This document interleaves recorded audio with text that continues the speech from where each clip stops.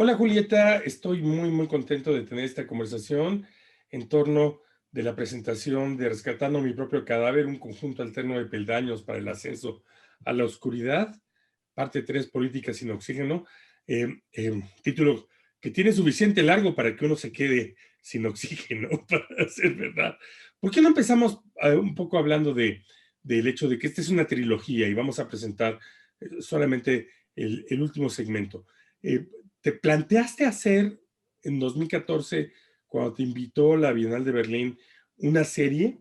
¿O esto es algo que ocurre cuando empiezas a abordar el cruce muy especial de preguntas sobre la subjetividad del presente y la condición de la crisis planetaria y del modo en que el capitalismo y el conocimiento están vertebrados y que de pronto ha requerido más capítulos? Y bueno, originalmente iba a ser más larga que la primera parte. Me la planteé como lo que escribí originalmente era la primera y la segunda parte juntas. Y por los tiempos que tenía y lo ambicioso del proyecto, solo me faltaba pietaje, me faltaban cosas para durante la Bienal de Berlín también.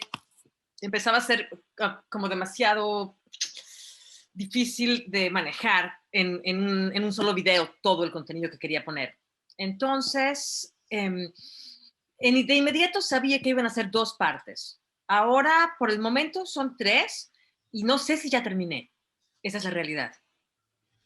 O Yo sea, le creo que llamo no. trilogía porque es una cosa muy cómoda, ¿no? Pero no sé si terminé. La sensación que tengo es que es una manija que se va abriendo y va atrapando como una especie de espiral de una galaxia, cada vez más puntos. Y quizá ese es un poco el asunto que me llama la atención. Yo siento que tienen la forma de una espiral, pero también que lo que está vacío es el centro. Nuevamente, pareciera que las galaxias son un poco así, que no tienen nada, no tienen núcleo duro, solamente una concentración y después una especie de vuelta al infinito. Pero estarías de acuerdo en eso. No hay un punto de partida, hay como una especie de travesía que está dando vueltas tratando de llegar a un espacio de percepción. Y mira, cuando me lo planteé como trilogía fue cuando me di cuenta que no terminaba lo que me había planteado.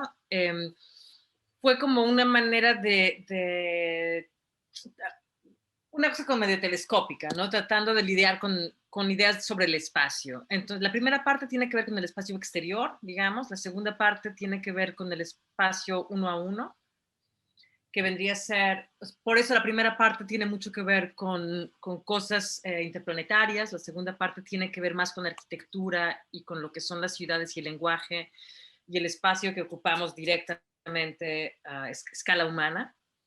Y la tercera parte tiene que ver con a lo que yo le llamo espacio interior, ¿no? Que va como desde religión, metafísica, ciencia y los invisibles en general. Uh-huh. Al mismo tiempo uno tiene la sensación de Y que, sí, esa parte, que es la que está sigue, perdón, te interrumpí por error. no, decía que esa parte justamente es la que creo que no he terminado todavía. Mm. La de la Porque infraestructura. sí, bueno, me gusta mucho la política sin oxígeno, me gusta mucho, pero sobre todo por los acontecimientos de los últimos 2 años, me parece que de repente la parte 4 se está escribiendo sola.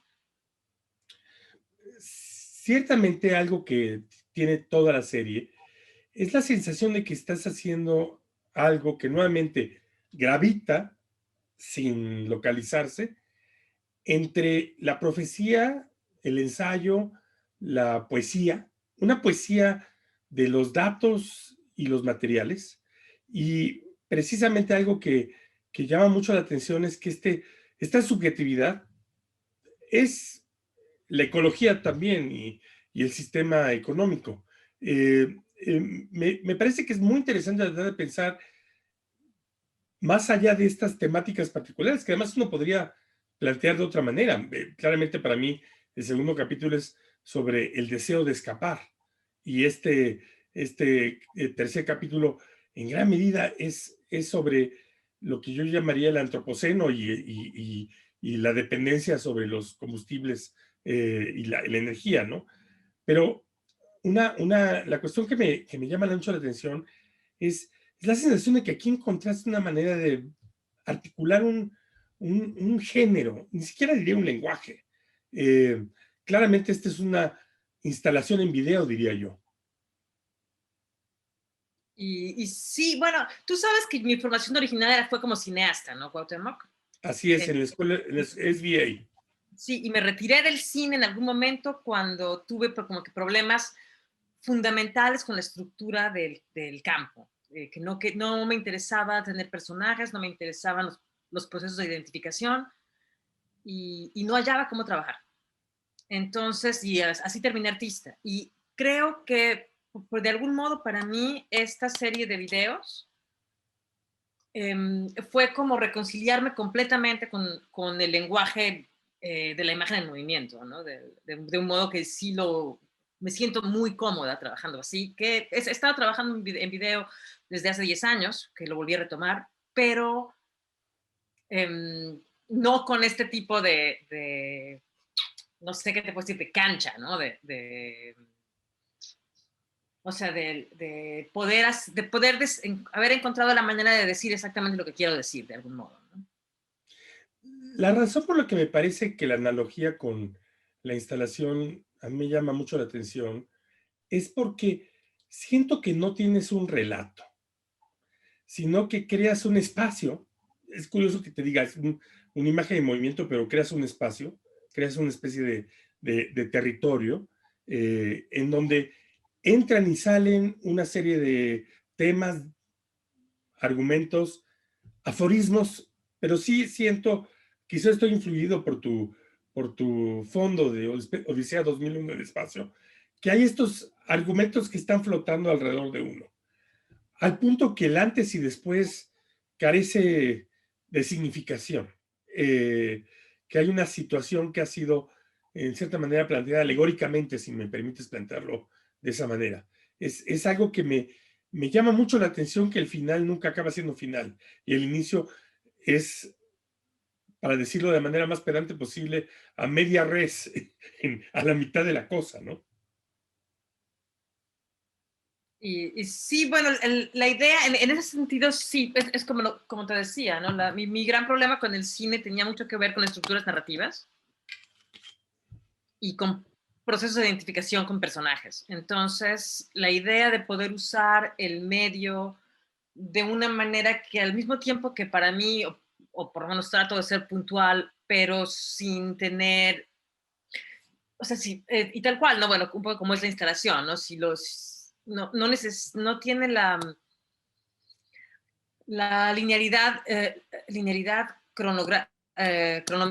¿cómo se dice? Cronográfica. Cronográfica es una manera Cronológica. interesante de plantearlo también. Sí, sí, perdón. O sea, no está planteado como cronológicamente, digamos, ¿no? Aunque sea la primera, segunda y tercera parte sí, para mí, tienen una relación de causalidad, o sea, se informan mutuamente. No son, o sea, no me parece que la pieza sea dependiente de la cronología, ¿no? Sin echar a perder su visualización, me parece que una forma que, en cierta manera, contamina como virus este tercer capítulo es cómo funcionan los videojuegos, porque es en cierta manera esto, que llegas a un lugar donde hay una situación y esta situación no necesariamente acaba teniendo un relato, sino que caíste ahí en ese sitio. Ahora, el sitio de este tercer capítulo, esta política sin oxígeno, me resulta muy interesante la sensación de que se trata de una pregunta sobre la muerte en relación a nuestra velocidad económica y social. En algún momento hablaste de que iniciara una especie de metafísica, pero esta es la metafísica precisamente del hecho de cuál es la temporalidad de la descomposición de los seres vivos en hidrocarburos, en donde el ciclo de vida-muerte, pues no es el del nacimiento y la muerte, sino es el de la producción de combustibles, el procesamiento del desecho y las sinapsis que se crean con él. Yo siento que es como una especie de perspectiva, si me lo permites, no exactamente cosmológica, pero sí metabiológica. Mira, hay un concepto con el que estoy trabajando ahorita que no está directamente aludido dentro de la pieza en sí, pero me informa muchísimo, que es la idea de la doble muerte. Y cuando hablo de la doble muerte, es decir, o sea, la muerte y los procesos de descomposición tienen un potencial generativo. Es decir, se pudre algo y esa cosa se convierte en un fermento de donde sale otra vida, se convierte en compostas. Hay como una especie de reciclaje, ¿no? Cuando vas a un bosque y ves uno de estos árboles que se caen, que están medio podridos ya en el understory, así abajo de las hojas, y ves que hay hongos creciendo y helechos y cositas, y es como, es una cosa como de ternura muy bestia, ¿no? Como la muerte dándole un regalo a la vida siempre. Y cuando pienso en la doble muerte, es la muerte que no da nada. La muerte que solo genera muerte, como estos pájaros que tienen el estómago lleno de bolsas de plástico y encendedores. Esa es una imagen de la doble muerte, ¿no? Y es algo en lo que estoy pensando mucho. Y entonces el problema no es tanto en tus alusiones, que me parece muy importante que el fragmento aquí es aforístico, que hay una insistencia en producir estas islas de sentido que van apareciendo y llegando. Y además, algo que me parece muy evidente es que lo que lo hace aforístico es precisamente que no es narrativo, que no se nos dice, sino que arriban estas frases, estas imágenes, estos sentidos. Quizá una manera de hablar de la condición de lo fragmentario es ese arribo, ¿no? De sentidos.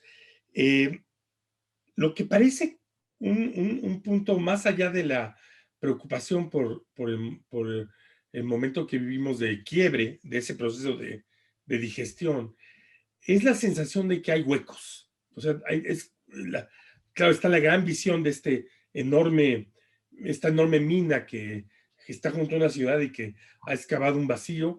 Creo que es una ciudad que se construyó para hacer la mina y que va a destruirse si no estoy equivocado. Pero hay la idea de que hay una serie de vacíos y de pronto la gran metáfora de ese vacío productivo y energetizado, intrigante, es el CERN, o sea, el acelerador de partículas. Ese es el nivel, yo creo que diría que es de las imágenes, que parece ser como una enorme preocupación para encontrar el lugar donde estos ductos están construyendo nuestra existencia en este momento. Y bueno, sí, ¿no? O sea, y sí, te digo, no sé si es como una cosa que tiene que ver tanto con los vacíos y el vacío que van dejando los procesos extractivos, tanto vacíos física y materialmente hablando, como vacíos ya más metafísicos, especialmente en el proceso de la autoextracción. Y también algo que te decía antes, me parece que es plantearme los límites de la representación y en qué momento las imágenes se autocancelan o dejan de funcionar y en qué momento llegamos a ciertas convenciones de qué es lo representable y qué es lo irrepresentable y qué hacemos con eso, ¿no? Que ya no sé si es un vacío o una invisibilidad ahí, perdón. no son lo mismo, pero están conectados. Ujú, Eh, eh, Porque también hablas del vacío como lugar de investigación y de duda. ujú. A lo largo de la trilogía, además de las imágenes que construyes de una manera encantadoramente artesanal, que, que yo bromeaba, son como los diagramas de un profesor de física en la primaria, creando estas ideas que no pueden representarse. Y luego las imágenes de orden más construido, más, eh, digamos, documental, podemos llamarlos así. Hay algo que me resulta muy notable, que es la sugerencia de una serie de experiencias personales que, que involucran que también este es como un diario de viaje, como una bitácora. Claro, en el capítulo 2 de pronto uno se da cuenta que la joven que está experimentando la ausencia de fuerza de gravedad eres tú, que tú estás flotando en el espacio. Me encantaría saber dónde se consigue ese producto. En este capítulo es estar en el CERN, estar en la Organización Europea de Investigación Nuclear, que pues es el lugar de punta de nuestra obsesión por el tiempo y por regresar al minuto de la creación y por entender lo que no es entendible. ¿Podrías hablar un poco de esa trama, del lugar donde yo siento que estos capítulos son una especie de bitácora de experiencias trascendentales? Y bueno, y sí, no, definitivamente, o sea, a ver, te puedo contar el origen y ahí estás, nunca he hablado de esto, pero así directamente, pero lo he escrito en algún momento. El origen de estas serie de videos es porque me invitaron a participar en un proyecto de, básicamente mandaron a 3 artistas a Gravedad Cero. Ah, En la eh, Agencia Europea de Astronáutica o como sea, que es las siglas te las mando después si quieres, porque ahorita estoy ad-libbing y seguramente las estoy haciendo mal. Pero bueno, estuve haciendo vuelos en gravedad cero una cantidad de veces y había esta cortés expectativa de que algún proyecto iba a salir, ¿no? Que no era, que sí era gratis, pero no era gratis, ¿no? El asunto. Y que no era deporte, era estuve, autoexplotación, para sí, sí, regresar sí. al tema. Y me tardé un buen, y de repente se terminó, me la pasé bomba, puedes ver cómo estoy muriéndome de la risa cuando estoy dando mis vueltas en gravedad cero. Y cuando después de que terminó el asunto, me hablaban de vez en cuando, ¿no? Para decirme, oye, ya está, ya hiciste algo, ¿qué vas a hacer? Y yo no hallaba cómo, pero ni por dónde entrarle al material que tenía de la experiencia, ¿no? Decía, bueno, pues, todavía no, pero yo no me hables, te hablo yo después, ¿no? Y finalmente estaba viendo un número de una revista bastante cutre que se llama Sports Illustrated, donde tenían a una modelo que se llama Kate Upton, que tiene, o sea, haciendo como una cosa de Barbarella, flotando en gravedad cero también en un bikini plateado. Y ahí de Wow. repente me cayó el 20 absolutamente de cuál era la función. Digo, no es que yo tenga nada que ver con Kate Upton, ella tiene atributos que yo no tengo, pero estábamos cumpliendo una función bastante similar, que fue lo de básicamente generar una serie de aspiraciones. Y eran procesos como de gentrificación. Obviamente la versión europea era un poco más intelectual, entonces mandaron a 3 artistas. La versión estadounidense era así de mandar a una rubia con atributos memorables, ¿no?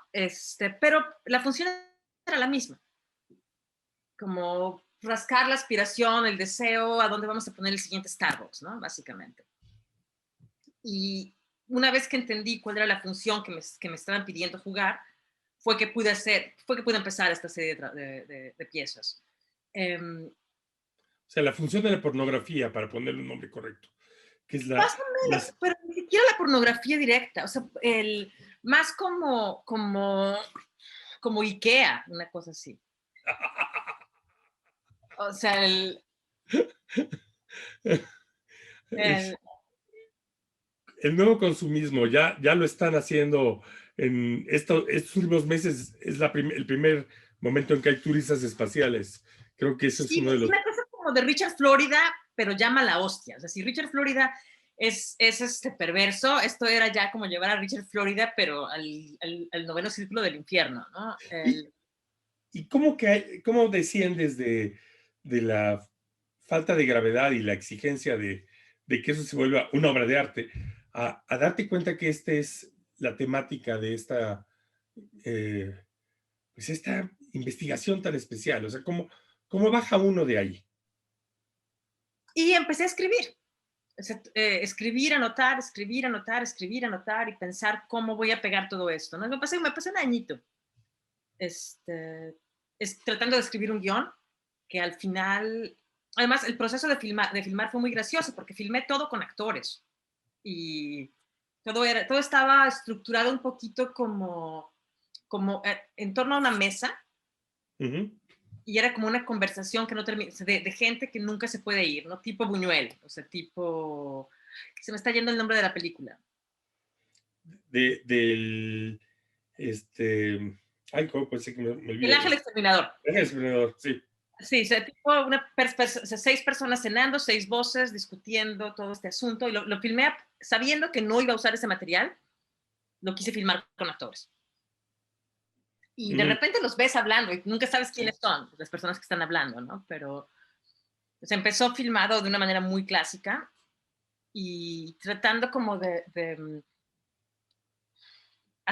de darle sentido a todas las contradicciones con las que me fui encontrando en este año de investigación, ¿no? Porque es un proceso demasiado contradictorio y son como verdades y contradicciones que tienes que mantener en tensión y que solo se convierten productivas en tensión, y la cuestión es cuánto tiempo puedes mantener esa tensión, ¿no?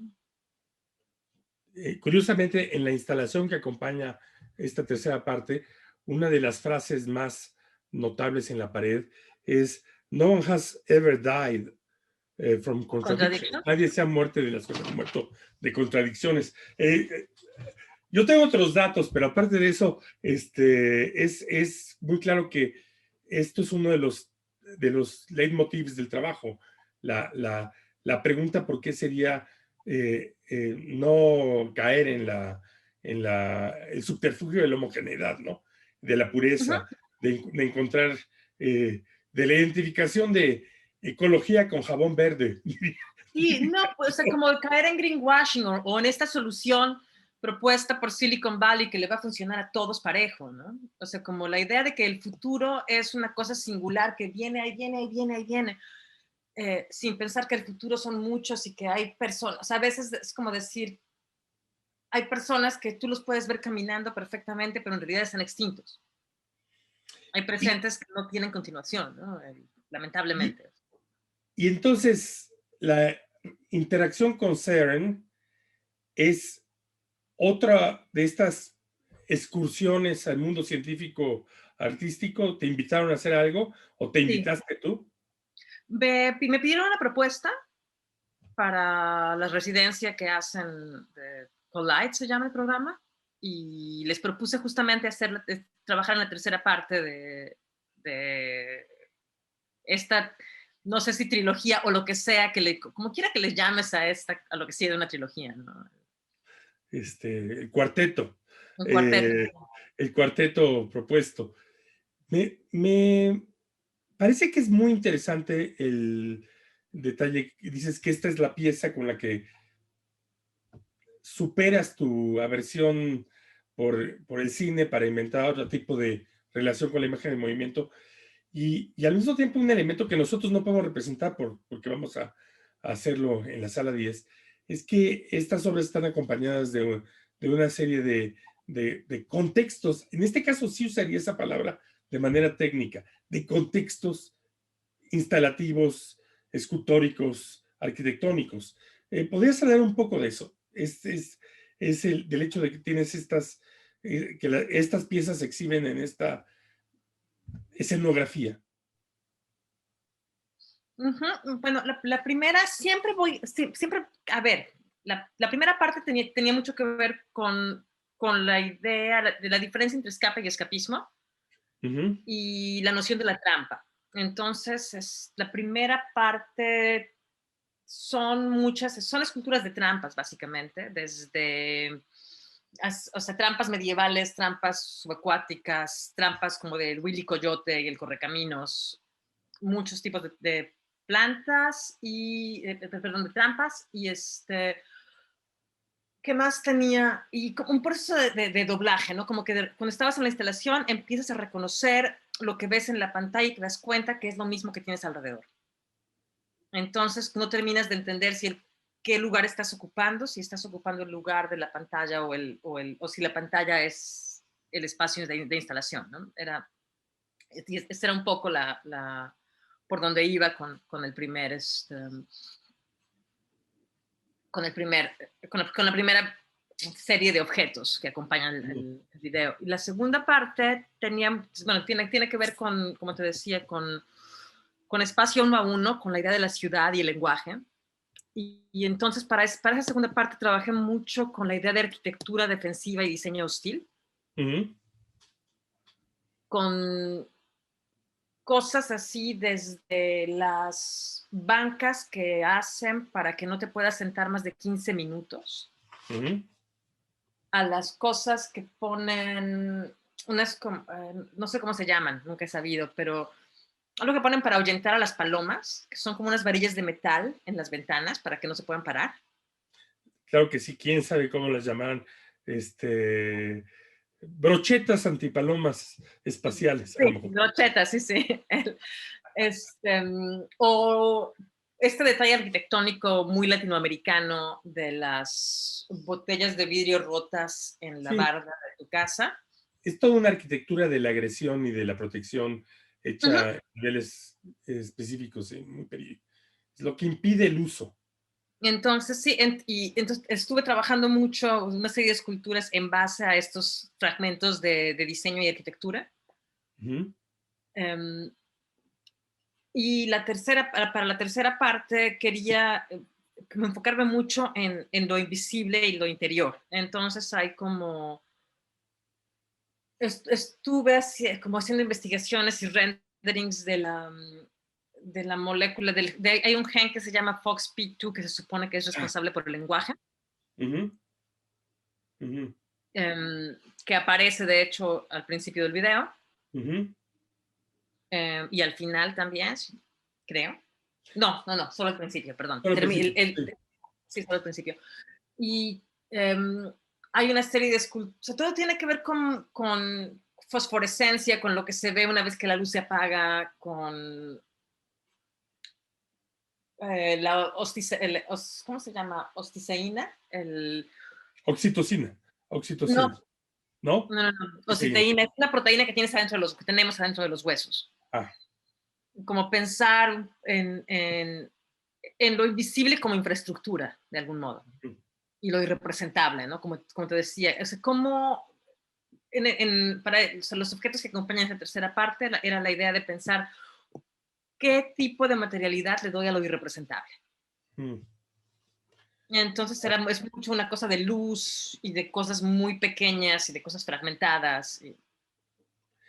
Déjame acabar con una pregunta que me parece que eh, habla también de esta negativa a la identificación que acabas de referir acerca de tu crítica del cine, ¿no?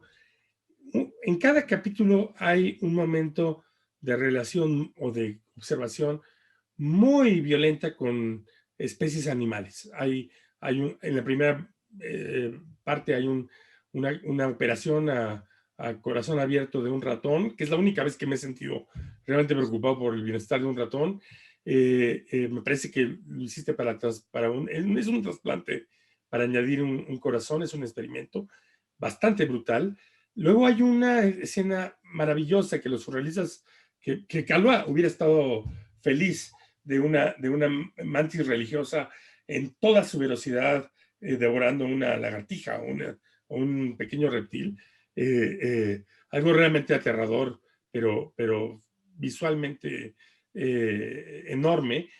Y en la tercera hay una imagen que es difícil olvidar, de una especie de caracol de tierra que parece invadido por alguna clase de enfermedad, parásito, algo tiene dentro, y tu frase alude a, a la condición de estar, de un ser que está, en el que está viviendo otro, esta interioridad, pero parasitaria, me imagino. ¿Podrías hablar un poco de esta especie como de animismo con carne, huesos y sangre, y también del tercer animal, que es muy, muy inquietante? ¿Cómo llegas a esa imagen? Y a ver, me gusta mucho trabajar creo que estás así aludiendo a los personajes principales de cada uno de los videos, Ah, mira tú. curiosamente. Um, que si hay algún momento en el que me interesa crear un momento de identificación es a través de los animales y no o de esas imágenes.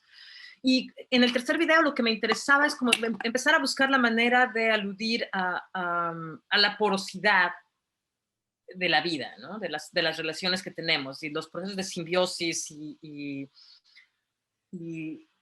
lo promiscua que es la vida, ¿no? La manera en la que estamos mezclados con otros, con otros seres vivos, y hay un cierto porcentaje de nuestra constitución que es específicamente bacterial y viral, ¿no? Y viral, sí, y fungicia. Sí, entonces me refiero un poco a eso, ¿no? Que la vida no es tan limpia, ¿no? De hecho, no es nada limpia, es una cosa sucia y promiscua y maravillosa y es así, ¿no? Es justamente esa parte de lo que me planteo en el momento en el que aparece el caracol en el video es si estamos hablando o sea, cuando hablamos de la vida, si nos referimos a la vida humana o a la vida en general. Porque, porque, porque la vida es mucho más compleja, ¿no? Y esa complejidad, es vivir como muñeca, como matroshkas rusas, ¿no? Tengo algo adentro que tiene algo adentro, que tiene algo adentro, que tiene algo adentro. Claro, Es como esa imagen la transmite clarísimamente, pero ¿qué tiene el pobre caracol?